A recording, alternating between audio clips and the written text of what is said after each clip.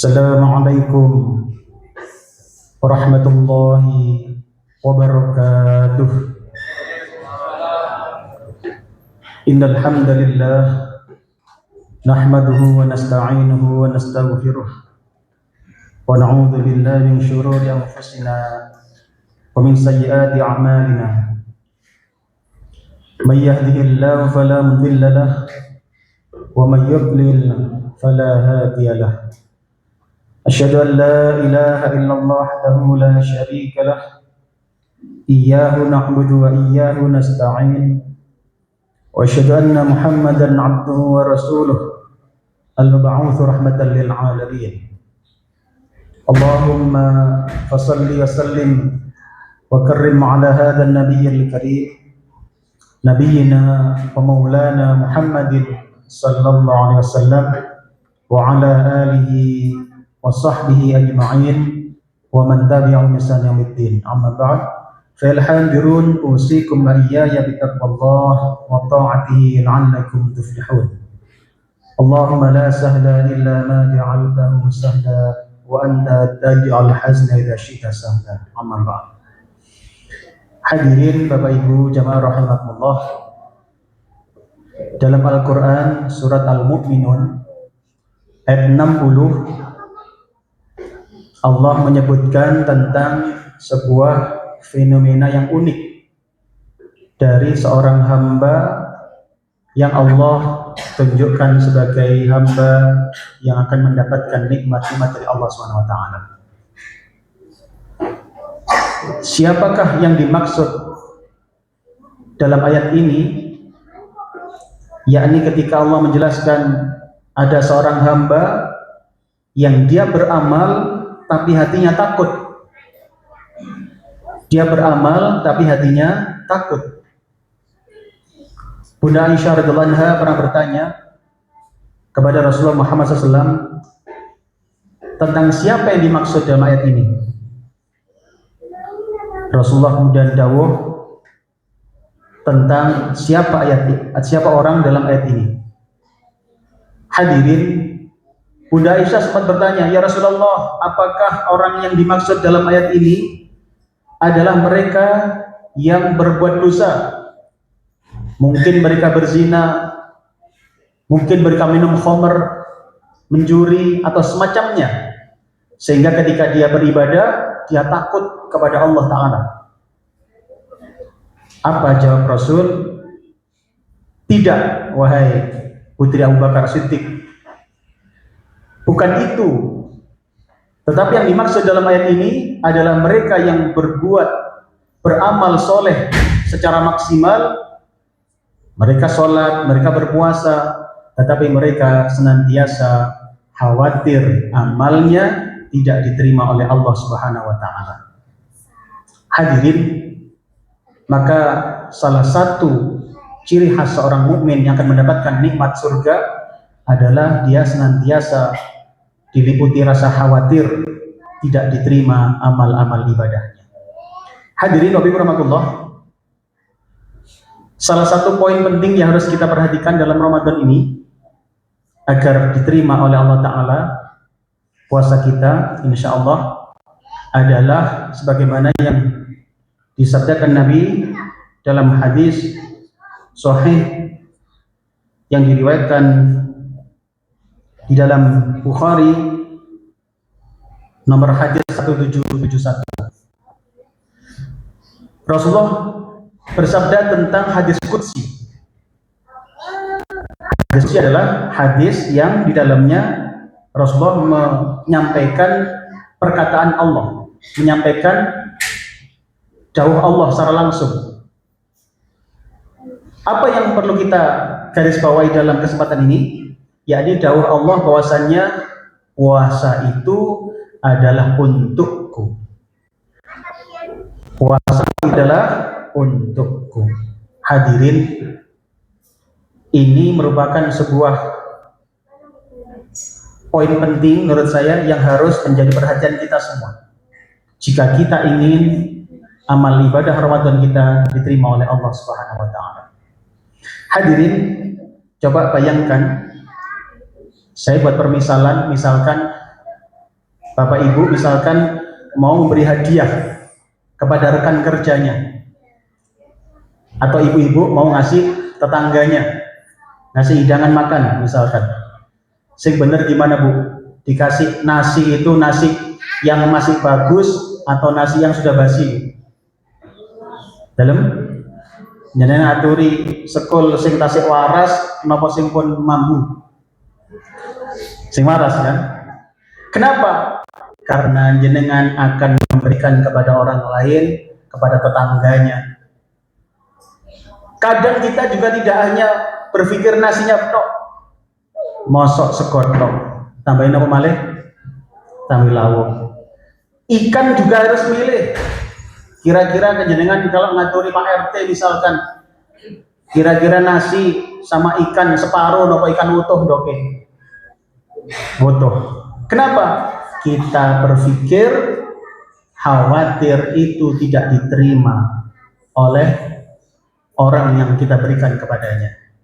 Hadirin, tentu sekali lagi disclaimernya pemisalan ini adalah Allah tentu lebih murah, lebih suci daripada permisalan ini. Tetapi bayangkan ini adalah memudahkan kita memahami puasamu adalah untukku kata Allah.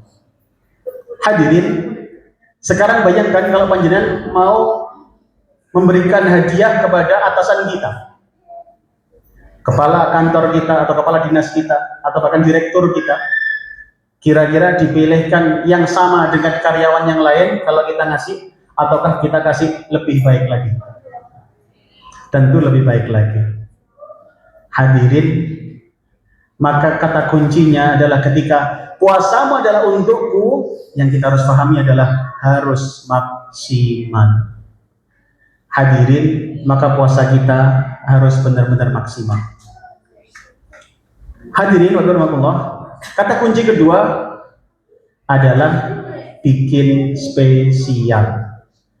Sekarang bayangkan kalau kemudian satu perusahaan yang mau ngasih Pak Dirut ini tidak hanya panjenengan, tapi banyak karyawan yang lain.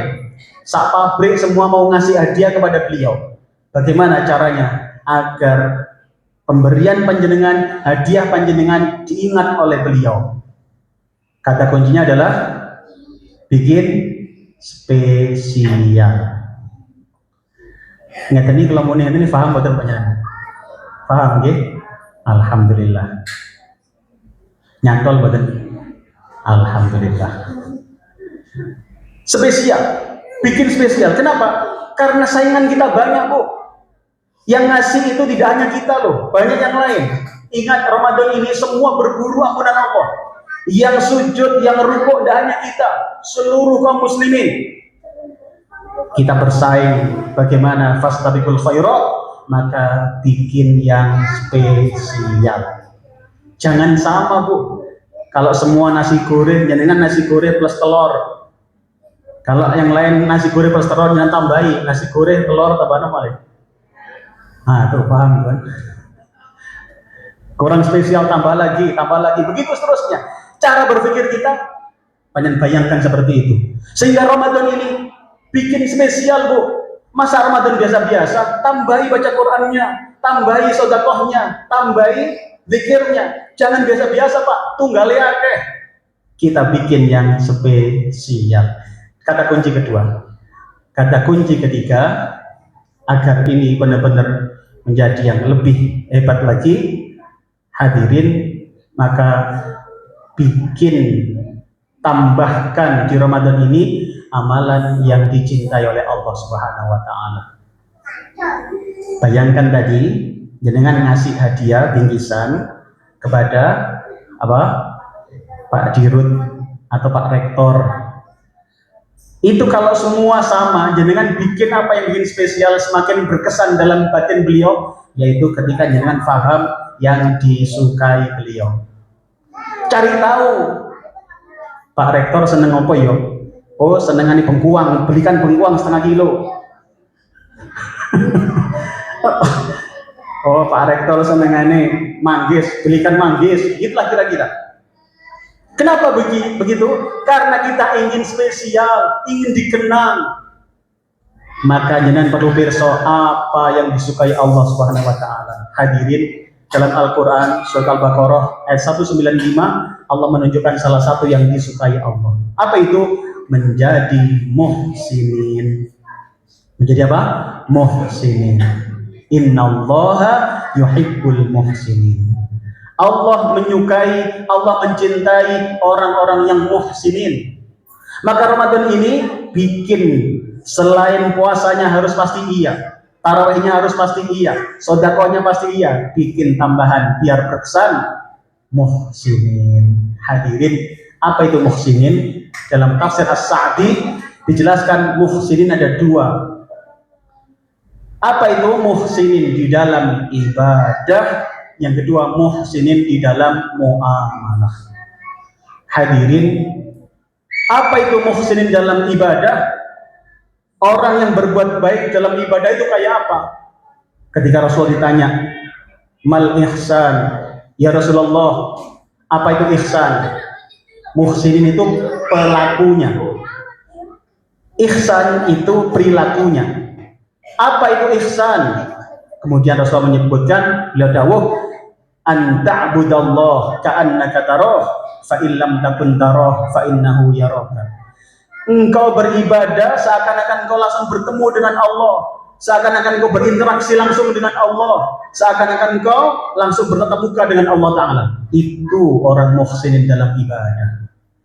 Maka mari perbaiki sholat kita, bikin sebaik mungkin, seakan-akan Allah langsung di depan kita, seakan-akan Allah langsung berhadapan dengan kita.